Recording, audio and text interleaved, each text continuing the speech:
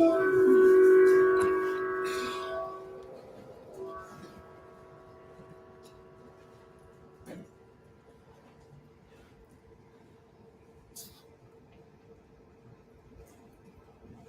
was not particularly interested in the Japanese American concentration camps until a few years ago when I saw the exhibit in Chicago, Then They Came for Me. It featured the photography of Ansel Adams and Dorothea Lange, huge life-size pictures of people who look like me, standing in line with their suitcases and boxes tied with string, images of their white neighbors, coldly watching as they were removed from their homes, being loaded onto trains, sent to camps in the middle of nowhere. As I stood surrounded by these giant pictures, it finally hit me. How my family, some of them who had been in California since the late 1800s, were not given their basic rights of American citizens, which they were. That exhibit changed me. So what I'm going to tell you about today is me trying to figure this all out, to mine my past. And you know, mine workers, it's hard work dragging out the truth, separating it from the muck and the grit that obscures where it's all hidden. My story begins in 1942, where I was born. My mom, Liliota, is 33. I call her Lilio. She and her mom, my grandma, is 60. We're getting on a train in California at the Fresno Assembly Center because U.S. government had ordered all Japanese Americans to travel to destinations unknown. Deported to the sticks, even if you're sick, or you have a little baby, or a son in the middle of college. You have to go, get out, go! Get moving. Where are you taking us? You'll find out when you get there. Get on the train, pull down the goddamn shade, no peeking. Can't see out. No one can see in. The train is filled with fear. There aren't any young men. They're all in the U.S. Army.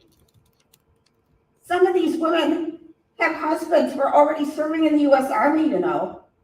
We are as American as you. We are true blue. We're faithful. You'll see. All right. We'll go peacefully. We'll act like we don't mind being put in prison for 2, 3, or 4 years. We will cooperate, not complain about losing everything. You can pay cents on the dollar for my farm, steal that crop, that's okay. My store, my restaurant, my house, the furniture, take it. It's okay. Of course, there's no air conditioning in trains in 1942. Does God even know where this train is going?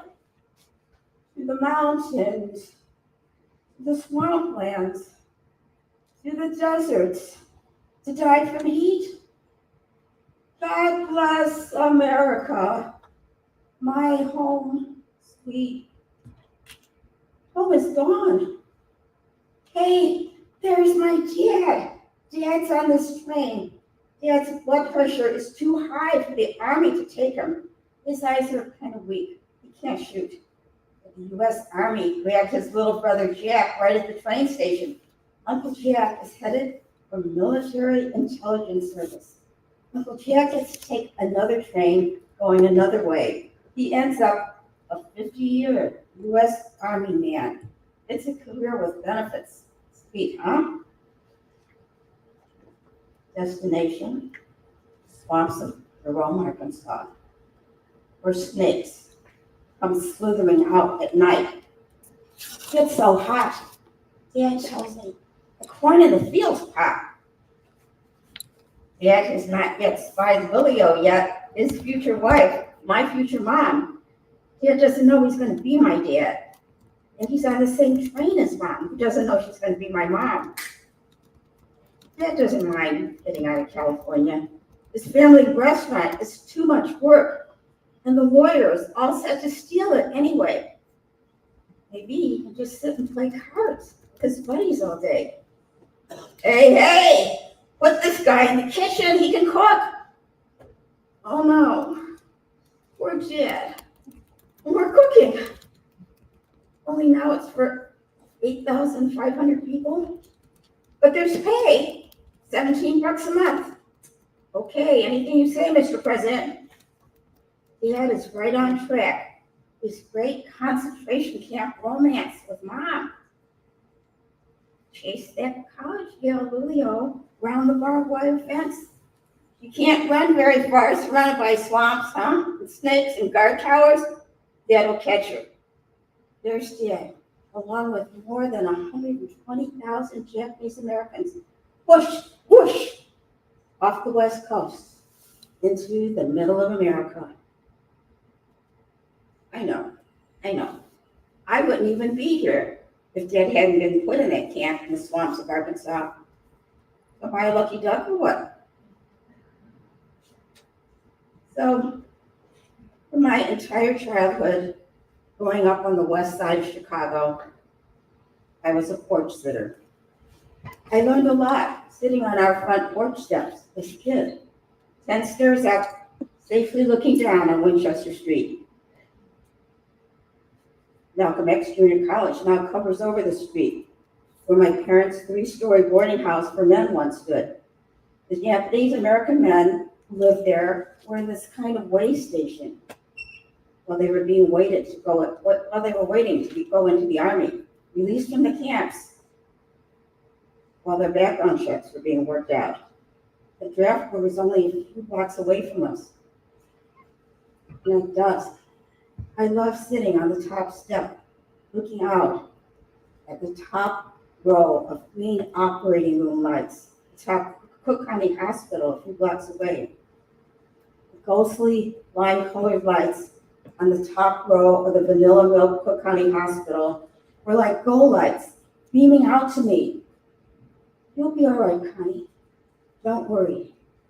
Everything will be just fine. And once, one of the kids in my neighborhood came up to me. My dad says you and your dad are spies. You go to Tokyo on weekends and you report on us. I was confused. I'm 6. I don't speak Japanese. I don't know anyone there. So I went inside and I told Dad what the boy had said to me. Well, that kid's dad was our precinct captain. And in those days, on the west side of Chicago, the precinct captain came around every election and gave everyone cash money for voting straight Democrat. That's just the way things were in Chicago. In one election, my mom volunteered to work at the polling place. And that's when the precinct captain came up to our house and he shouted at our front door, "No jack rat is going to sit in this ward's polling place." Well, Dad had been an amateur boxer at school. He was already mad about what the precinct captain's son had said to me. Dad came charging out the front door and he slapped him. He fell like a thunk right at my feet. I was terrified. I thought maybe he was dead. The guy just got up eventually. He dusted off his pants and staggered off. What was kind of funny was that he was nice to us after that. That's just the way things were in Chicago on Winchester Street. They were just settled right there on the spot. My grandma came to America by boat, not a train. It was an immigrant journey, quite a roundabout route. Komachi was a Japanese Catholic, headed for Peru with her husband when she was stopped in her tracks by his sudden death. He was toiling in the hot sun, trying to earn money to continue his trip to Peru when he suffered a heart attack in the California apricot field. Left with 3 kids, my mother Lily, a son Key, and a baby girl Kazu, who was later born in San Francisco. Grandma never made it to Peru, and she lived the rest of her life in America. Bacha was a force of nature. Her travels took her all the way from the balmy southern island of Miyazaki, Japan, where the Jesuits had converted the people to Catholicism. She was a devout Catholic. She never failed to cross herself whenever she walked in front of a church, any church. She went from California to the concentration camp here in Arkansas, to my parents' boarding house in Chicago, and finally, to her last home in Fresno, California, where she died in 1964. And during all of those travels and upheavals, she held on to this one object, this medal. It was awarded to her during the Russo-Japanese War when she was a combat nurse. Maybe it reminded her of her journey to America. Maybe it was the highlight of her young and vibrant years as a highly trained and competent combat nurse. Maybe it was a narrow escape and it reminded her of the restrictive life that she had come from. To me, it's a symbol of Komachi's wanderlust and bravery. She kept the medal close to her heart, pinned inside of her blouse, wherever she went, despite the danger of being accused of not being a loyal American by holding on to this Japanese medal.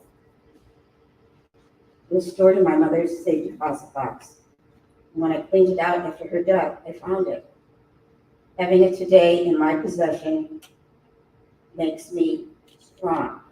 Maybe someday it will be the same for my niece, Beyonce, fourth generation Japanese American, who I hope will treasure it as I have.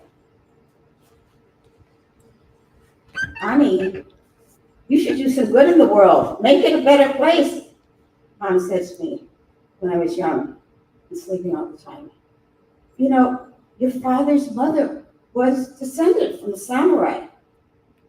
Her blood runs in you. I have samurai blood? What does that mean? Maybe I should cultivate the samurai stuff.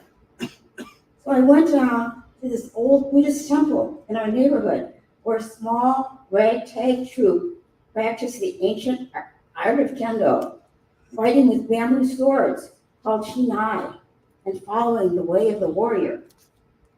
They were all men, and we meet once a week. Sensei accepts me in the group, even though I could not even count to 10 in Japanese.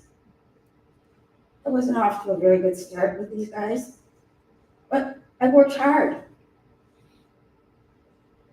My mother had a mannequin on wheels, and I practiced going up and down the hallway. Hi, hi, hi, hi, hi. After a while, I thought I was getting pretty good. And then it happened.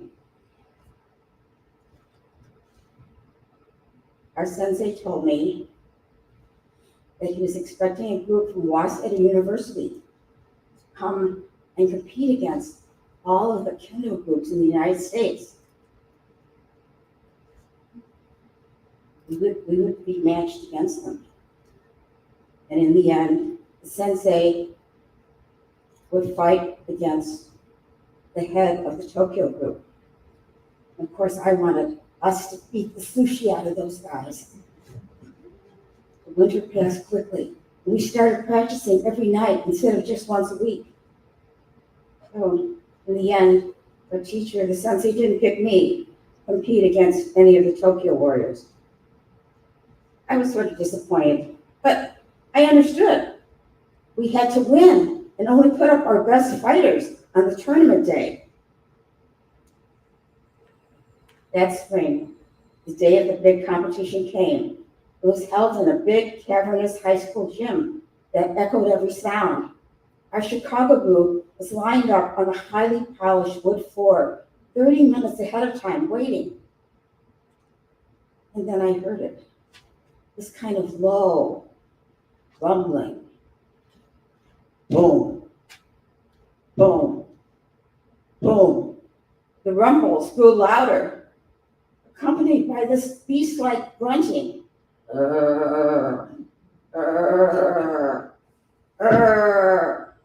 Suddenly, the double doors of the gym flew open, wham! And in marched a relentless army of Darth Vaders with black helmets, heavy gloves, what looked like full body armor. These guys were clearly the masters of the universe. And no doubt about it, we were the minions. Make that the mini-minions. The slaughter ahead was certain. Our people went down, one by one by one. I was devastated. And when it came time for the two teachers to go at it, well, our sensei was shorter than the much taller, younger, kind of good-looking sensei from Tokyo. It wasn't exactly like David and Goliath, but more like Mr. Magoo meets Buzz Lightyear. So after our complete defeat, things were never the same at our home dojo. Sensei seemed a bit sadistic.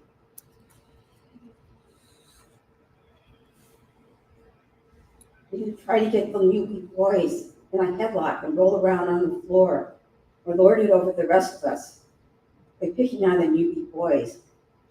I decided that being brave, performing good deeds, and fighting for what's right in the world doesn't have to be based on swords or an ancient code of warrior fighting. But we learned something. We had to let the bad guys know they're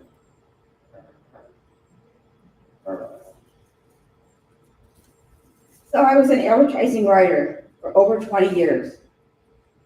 I fell into the job by answering this little ad that appeared in the Chicago Tribune that I clipped out one day when I was, postgraduate and pre-starving. The article said that the American Association of Advertising Agencies, the 4As, was looking for writers of color. I don't know, color their copy or something, I guess. I don't know.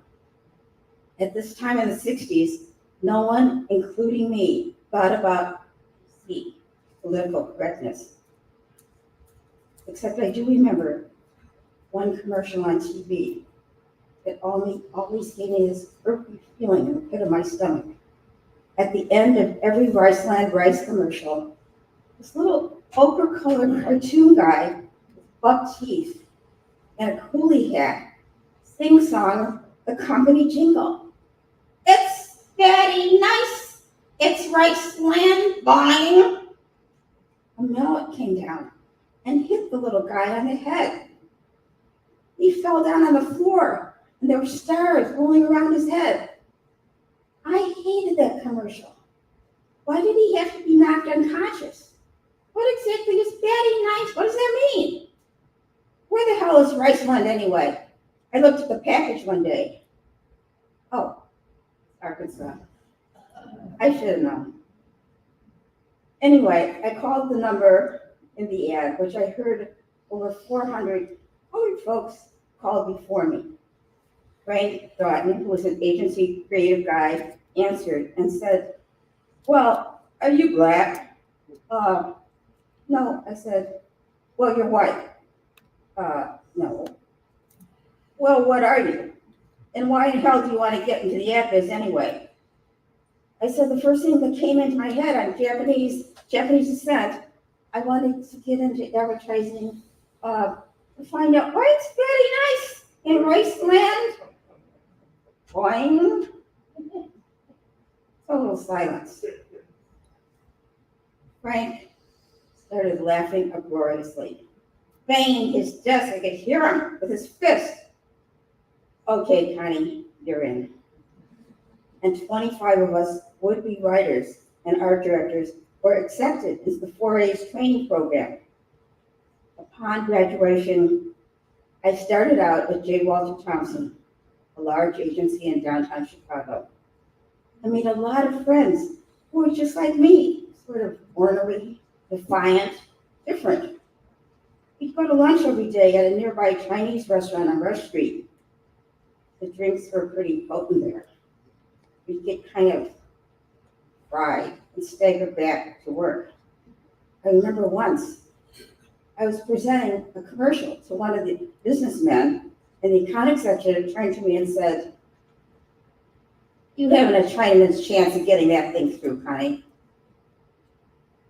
The whole room fell silent. Comments like that were pretty common at the agency. It was just another day at the office for me. I was the only Asian copywriter and usually the only woman in any group as well. I'd like to think that I had some influence on their attitudes towards Asians and women. So when my mom, Julio, was released from the Jerome, Arkansas camp, the FBI told her, like they told all of you, was not to congregate or hang out in groups with people of Japanese descent. In other words, blend in. Do not call attention to yourself. Do not make waves. Fit in. She was released on a temporary permit to look for work in Chicago. She couldn't find a job. She was a college graduate from USC. She liked to recite poetry like Longfellow or Browning. Painted. She loved music and art. I guess nobody wanted a college girl, a thinker, on their assembly line. But this was bad. Without a job, she'd be sent back to the camp. And soon after, I read in her FBI file, you all sent for your files, right? I read that she married Dad at City Hall in Chicago. He'd been after her since their camp days. Was theirs a marriage of convenience? Who knows? They were good parents. I think back all these years later, how Mom would only take us to a Japanese dentist or a Japanese optometrist. Dad once said, "Where do you find these people? Travel with 2 kids all the way from the west side to the north side on the L, or taking 2 buses to the south side." Dr. Chikarashi, Dr. Kaira, Dr. Nobe. Mom afraid, they think today, that others who aren't Japanese would mistreat her children, give us substandard medical treatment? Yeah, Mom and Dad had to watch out for my brother and me in hostile times. But we were free. We just blissfully played on the street with all of our friends. We blended in. We got along. Just what the FBI had ordered. And after time went by, we had these wonderful summer picnics. But my very favorite was the Resettlers Picnic. It was a gathering of Japanese Americans who were ordered to relocate to Chicago from the various camps. Machi, Art Mountain, Manzanar, Tule Lake, Jerome, and Roar. I wasn't used to being around only Japanese American people, but these families had a bond from what they had endured together in the camps. My parents were really close to a large family, the Seto clan, were from Wilmington, California. They had a restaurant, like Dad. Mr. Seto was a pastry chef, and he and my dad met in the Jerome kitchen.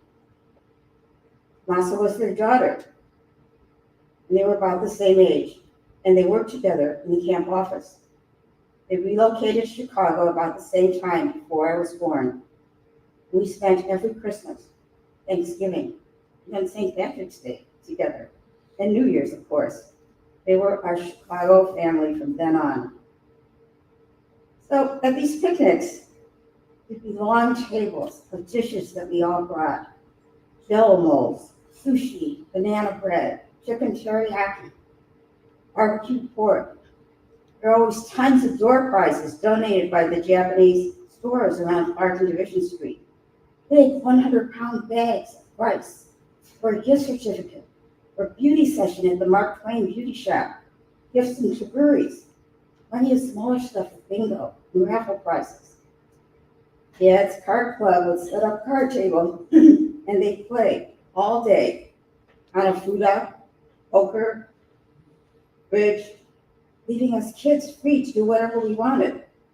We were all together, one tribe. I loved it. I guess having the federal government forbid you to congregate maybe made these gatherings even more delicious. We were all together. And that's when I heard little tidbits, little stories about the camp. There I was, laying in the grass, one of those scratchy U.S. Army blankets left over from Jerome at the resettlers picnic. Dad and his camp buddies playing Hanafuda, grunting, wham, wham, wham. The men, pretty bad, noisy, raucous. They swear, call each other racial names that I'd never heard before. You Queechy, you Chinaman. Lots of sons of bitches and name calling. And as time went on, I picked up other little things. Dad would say, yeah, those feds would show up to inspect the camp and check on conditions. Going through the motions. We complained about the cold. We asked for some coal. They gave us access to go out and chop our own wood. Well, that was a big help. Son of a gun, chopping down trees in the middle of winter. Or he would say, those inspectors were worthless. Checking the kitchen so the food is fresh for one day, then back to the rotten stuff. Dad said, yeah, that's people built the government plenty, top dollar for spoiled milk and meat. Lucky for us, Arkansas grew rice. Mush would say, yeah, long grain, packaging rice. You guys just tune in. Yeah, it's very nice. It's rice land. Ha ha ha ha ha.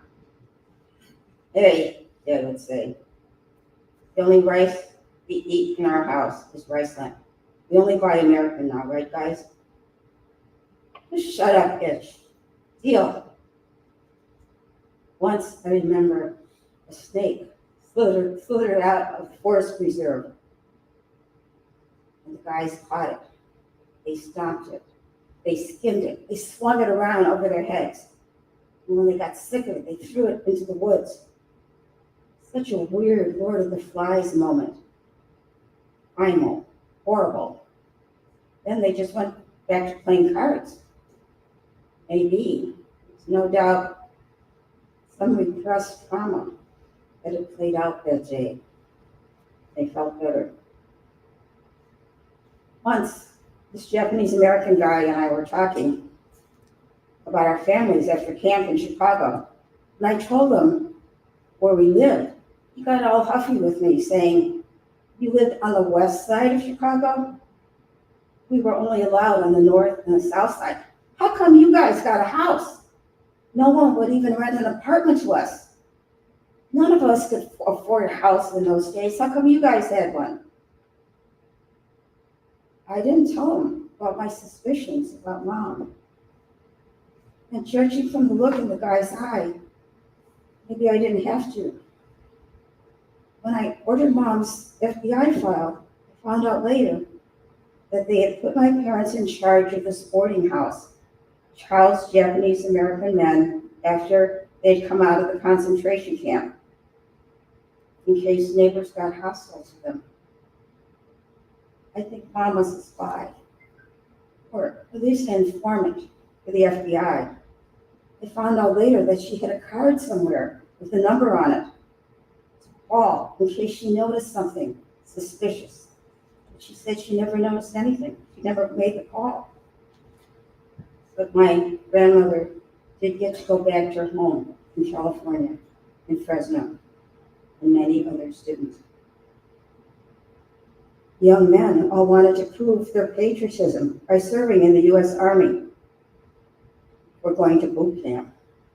The boarders worked at nearby factories, McClurk's Catalog House, Chapwell Candy Company.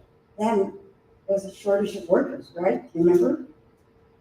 And occasionally Mom would send me upstairs to check on the guys who slept on the floor 5 across, taking turns going to work. biding their time before going into the U.S. Army. And sometimes the men, they were only men, would borrow a dime from me or a quarter to take the bus downtown. See, I collected pop bottles around the neighborhood and took them back to the grocery store. I was always good for a coin. And on payday, I was sure to sit on the front porch stoop to get my money back. And then I found out some of the guys give me more back than I had loaned them. I couldn't believe it. There I was, a little pint-sized loan shark. My dad is like a crazy cross between, well, Jackie Gleason and Jimmy Hoffa. I remember the noise in our living room when Dad was alive. We had a giant wartime 27-inch once TV blasted. Me banging on our old piano was missing 2 keys. The phonograph crooner belting out the donkey serenade. Dad was making pierogies in the kitchen with butter sizzling, or Mexican beef stew. My dad spoke fluent Spanish that he learned in California. He had never been outside the United States. Maybe that's why Dad liked schmaltzy, old-time Mexican songs, and he had a few beers. Ay, ay, ay, ay, canta, no llores. And he had this 5 bubbling, gurgling, noisy tropical fish tanks that his doctor said before medicine and surgery for that problem, the doctor told him maybe it would calm him down and lower his blood pressure. But obviously that didn't work.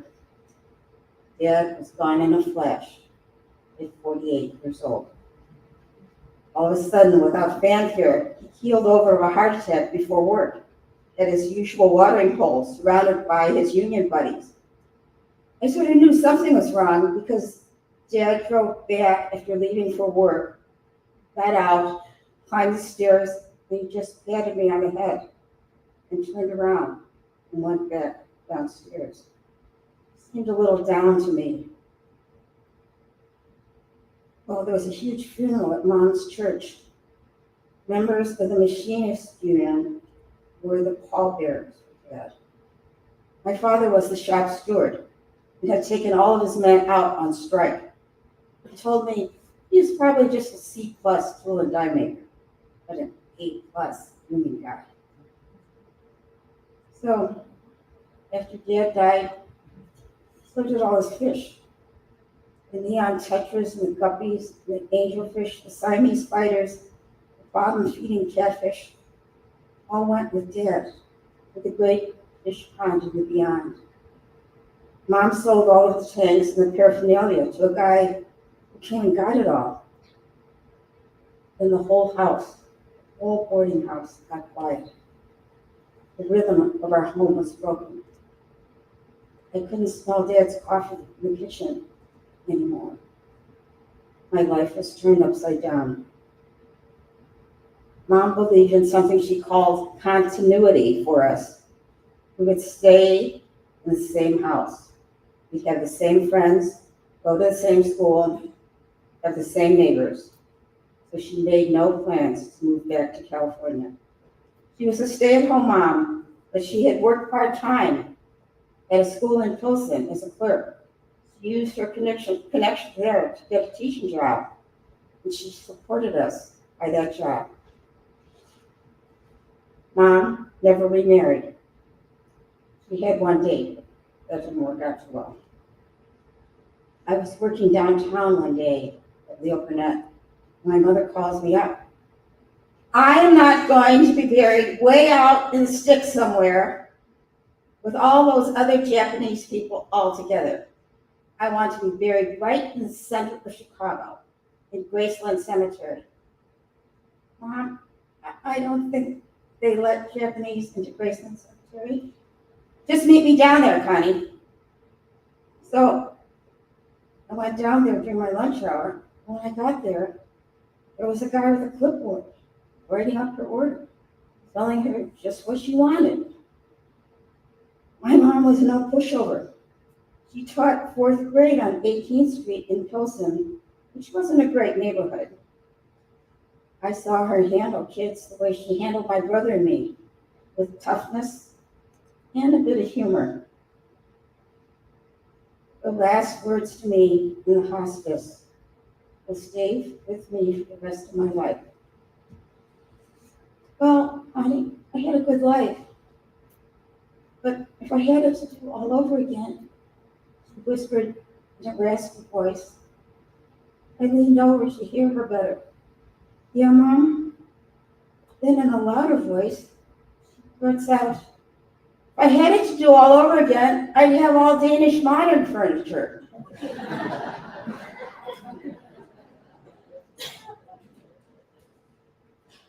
Well, Mom's gravesite in Chicago is no ordinary place. It's within sight of Potter and Bertha Palmer's elaborate sarcophagi in the middle of an island moat. I suppose if the FBI had to pick someone to spy for them, you'd never expect them to pick my mom, Lily O. She was a woman warrior in disguise before her time, maybe for all time. She was a soft-spoken, mild-mannered seeming woman. With a degree from USC, she never missed a beat. Oh, I gotta catch that train.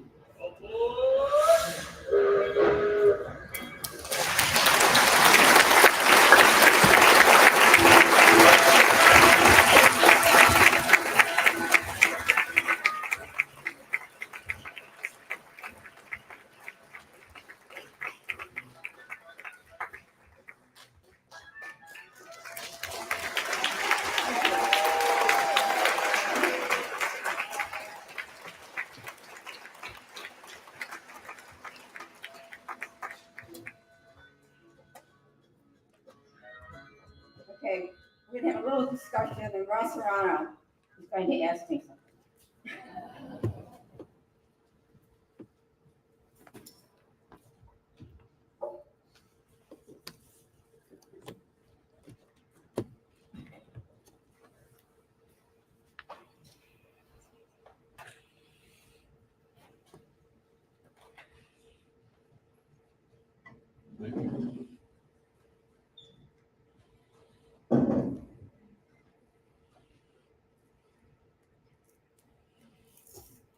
This is Tony Hurst.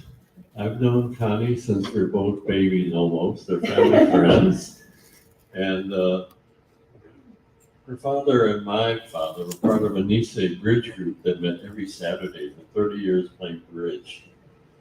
And so I've known her for a very, very long time. And my role today is just to ask her some questions, just to interview her in some ways. And I wanted to ask her, Connie, how did you get into storytelling? Well, when my little brother died, I suddenly realized there was no one left who knew how he lived in the boarding house on the west side of Chicago. He has two daughters who are in Torrance and Redondo Beach, California.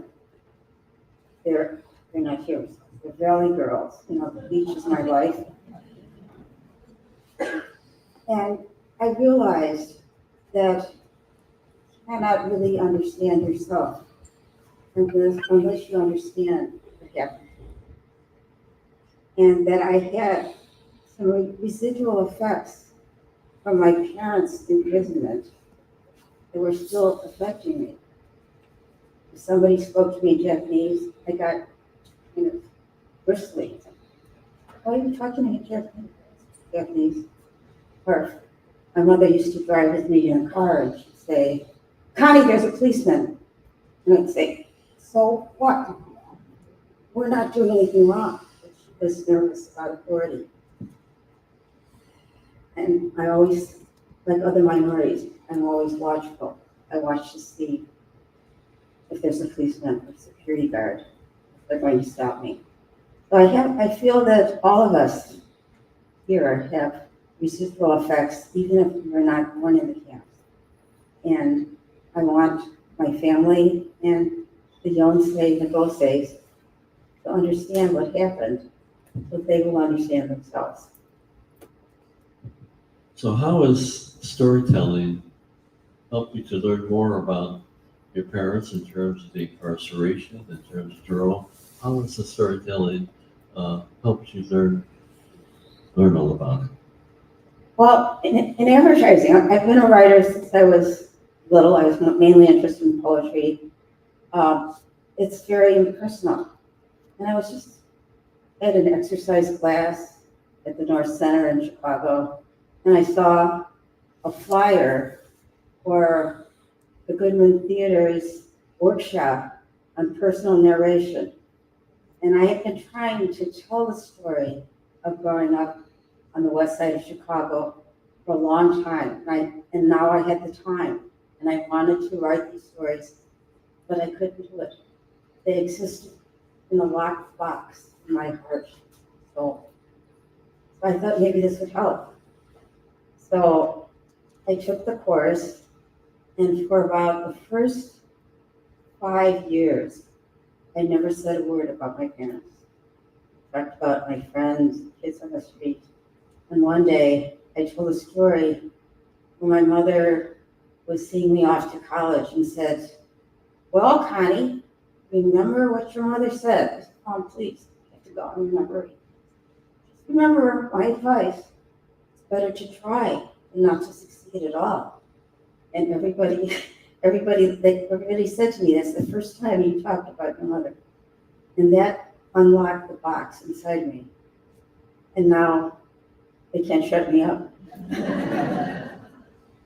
Well, growing up on the west side of Chicago with very few Japanese out there, so how has this storytelling helped you in terms of your identity? Well, I think I felt for a I didn't care to know about the concentration camps. I wasn't really particularly interested in Japanese culture. My mother was. She would go to Minyo, because we didn't belong to a temple or a church with other Japanese people. I was sort of resented it. I had other interests. I wanted to learn French. I wanted to learn other languages.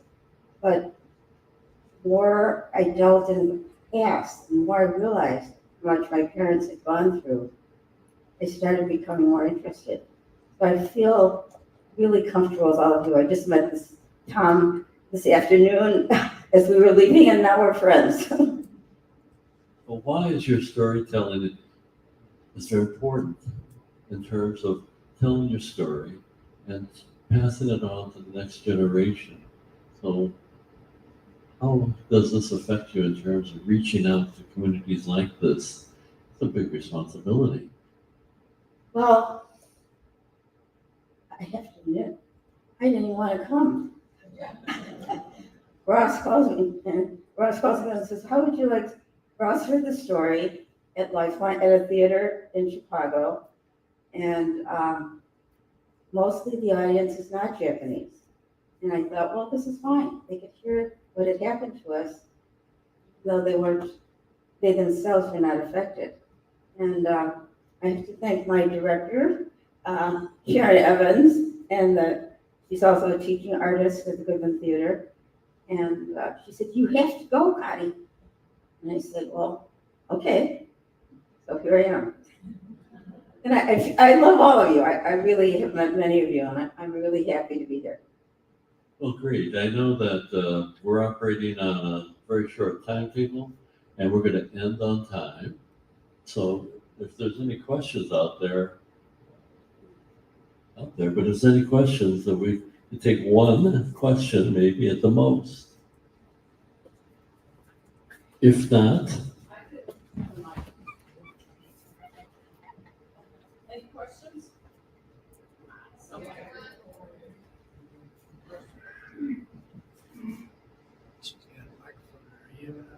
Guys, we gotta ask questions. Can you tell us a little bit about your process? It's an incredible performance. I guess I learned from first teaching artist I worked with in Chicago that if you think of something I wanted to write about my mother saying, "Bye, all Danish." I didn't know what to do with it. I just wrote it down on a piece of paper. So I had a box full of little pieces of paper of things, and I would use it when I was writing a story. I think belonging to a workshop. In the beginning, I just wrote short stories, and we all told stories to each other. And performance, because this was a performance narration class, you had to get up and tell your story. And that also made all the difference. I was not a performer, I am not an actor. But when you're trying to get across something to someone, you have to dig deep into yourself. And then I found out the best stories are the stories that you don't want to tell. People want to know, see your vulnerability, want to know what it is you really feel like inside. And those are the best stories when you dig deep and tell something that you don't want people to know. So I tell you everything I've been hiding.